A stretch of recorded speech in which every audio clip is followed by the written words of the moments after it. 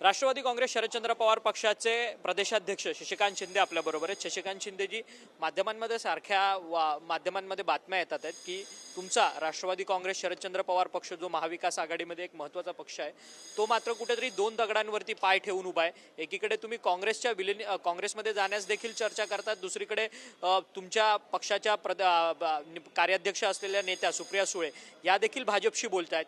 नक्की काय हे सगळं तुम्हाला सांगितलं, मला कळत नाही की कोण तुम्हाला असं सांगतं की रोज इकडे चर्चा झाली आहे तिकडे चर्चा झाली, अशी कुठलीही चर्चा नाही, काही चर्चा नाही आणि अशा प्रकारचा कुठल्या प्रकारचा निर्णय झालेला नाही आणि आहे त्याप्रमाणे पक्षाची भूमिका स्पष्ट घेऊन आम्ही वाटचाल करतो। परंतु या सगळ्या संदर्भात सातत्यानं म्हणजे माध्यमांमध्ये बातम्या येतात आहेत, काही वृत्तपत्रांमधनं या सगळ्या संदर्भातल्या बातम्या येतात आहेत। नाही, बातम्या असतात, मला वाटतं की त्याच्याबद्दल कुठल्या प्रकारची चर्चा नाही। परत एकदा सांगतो, अशी कुठली चर्चा नाही। परंतु एकीकडे काँग्रेसमध्ये विलिनीकरण करण्याच्या संदर्भात पक्षामधल्या आमदारांमध्ये काही गटतट पडलेत की नाही हो, कुठल्याही प्रकारची गटतट नाही, काही नाही। आता रोज सांगून आता मलाच हे वाटायला लागलेलं आहे। मला वाटतं कटला असं कुठल्या चर्चा किंवा निर्णय नाही। परंतु तुम्ही म्हणतायत की असं काही रोज तुम्ही बोलून वैतागलात, परंतु अशाच पद्धतीचा काहीसा स्वभाव हा सचिन अहिरांचा होता।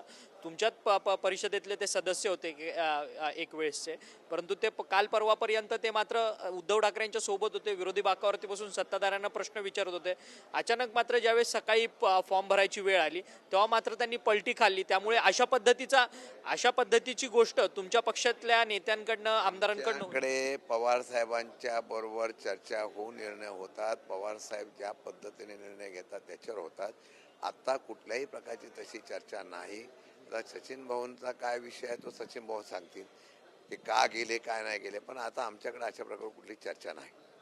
खरं तर मुंबईमध्ये गेल्या काही दिवसांपासून मृत्यूचं प्रमाण वाढत चाललेलं आहे। अर्थातच झाड पडून एका 11 वर्षा मुलाचा मृत्यू होतो, तर दुसरीकडे मॅनहोलमध्ये पडून एका व्यक्तीचा मृत्यू होतो, तिसरीकडे हॉस्पिटलमध्ये एका महिलेचा गर्भवती महिलेचा मृत्यू होतो। तुमच्या पक्षाकडनं तीव्र आंदोलन देखील करण्यात आलं। हे तुम्हाला मी एक सांगतो, बघा, मुंबई महानगरपालिका असो नवी मुंबई महानगरपालिका असो, सत्ता आमच्या हातात द्या, फार वेगळ्या प्रकारचा इतिहास आणि चांगला प्रगती करून दाखवतो। मला वाटतं की नैसर्गिक आपत्तीमध्ये मृत्यू होत होते, पण अशा प्रकारचं झाड पडणं, नाल्यामध्ये पडणं आणि त्यातून मृत्यू होणं हा अपवाद होता।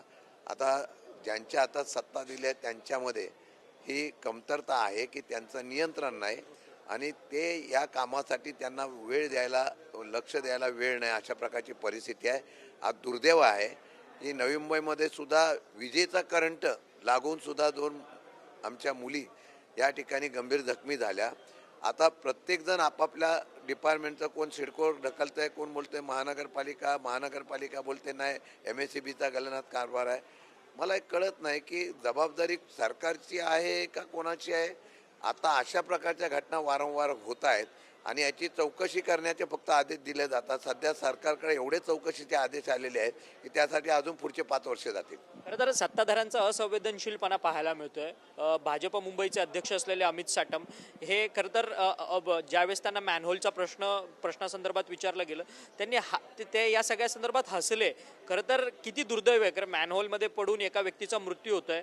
या सगळ्या विधानसभेच्या अधिवेशनामध्ये काही राजकीय दोन्ही विरोधी बाकावरचे आमदार, सत्ताधारी आमदार एकमेकांना भेटतात, परंतु ज्यावेळेस विरोधी बाकावरच्या आमदारांनी प्रश्न विचारला तर सत्ताधारी आमदार हसतात। ही किती संवेदनशीलता म्हणायला पाहिजे? सरकार संवेदनशील असं तुम्हाला वाटतं का? अजिबात नाही। सरकारला सामान्य जनतेचे, मुंबईकरांची, शहरीकरणाच्या लोकांची अजिबात पडलेलं नाही। त्यांना फक्त एवढंच करायचं आहे की आपलं सत्ता आणि त्याच्यातून फायदे आणि पक्ष फोडणे, एवढ्याशिवाय त्यांना काम नाही। अधिवेशन आपण बघतोय, इतके वर्ष अधिवेशन बघताय, कशा पद्धतीने अधिवेशन चाललंय जनते पण बघताय आणि मला वाटतं की त्यामध्ये नाराजगी ही 100% आहे। काम चलाव सरकार चाललेलं आहे, अशा प्रकारचा माझा इथे उल्लेख आहे। खरं तर आदित्य ठाकरे म्हणतात ऑपरेशन देवेंद्र फडणवीस सध्या राज्यात सुरू आहे। एकनाथ शिंदे ऑपरेशन देवेंद्र फडणवीस राबवतात आहेत, त्यांना मुख्यमंत्री व्हायचे म्हणून ऑपरेशन देवेंद्र फडणवीस आहे। यावरती काय मत आहे? सध्या असंच ऑपरेशन सुरू आहे का हे? मला वाटतं की मुख्यमंत्री देवेंद्र फडणवीसांनी पण सांगितलं की महत्वाकांक्षा किंवा एखाद्याची इच्छा असते। मला वाटतं की त्यांना सुद्धा संकेत आलेले आहेत की एकनाथ शिंदे मुख्यमंत्री होण्याच्या सभेमध्ये त्याप्रमाणे प्रयत्न करतात का काय। आणि ही अस्वस्थता ही भाजपमध्ये पण आहे असं आम्हाला चर्चेत कळतंय की ज्या पद्धतीने या असलेल्या प्रक्रिया चालू आहेत त्या महत्वाकांक्षेपोटी आणि त्याच्याच प्रकारचे ईर्षेपोटी होत आहेत आणि त्याची दखल भाजपने आणि मुख्यमंत्र्यांनी घेतलेली असेल असं मला वाटतंय. ऑपरेशन टायगरच्या ऐवजी ऑपरेशन भाजप होऊ नये अशी आम्हाला चिंता आहे. धन्यवाद, तुम्ही आमच्याशी बातचीत केली. खरं तर ज्या लोकप्रतिनिधीच्या असंवेदनशीलपणावरती शशिकांत शिंदे बोलताना म्हटले की खरं तर हे सरकारच संवेदनशील आहे का, असा सगळ्यात मोठा प्रश्न या निमित्ताने निर्माण होतोय, अशी प्रतिक्रिया शशिकांत शिंदे यांनी आपल्याशी बोलताना व्यक्त केली. व्हिडिओ जर्नलिस्ट गणेश राटेसह अक्षय मंकणी, TV9 मराठी, मुंबई.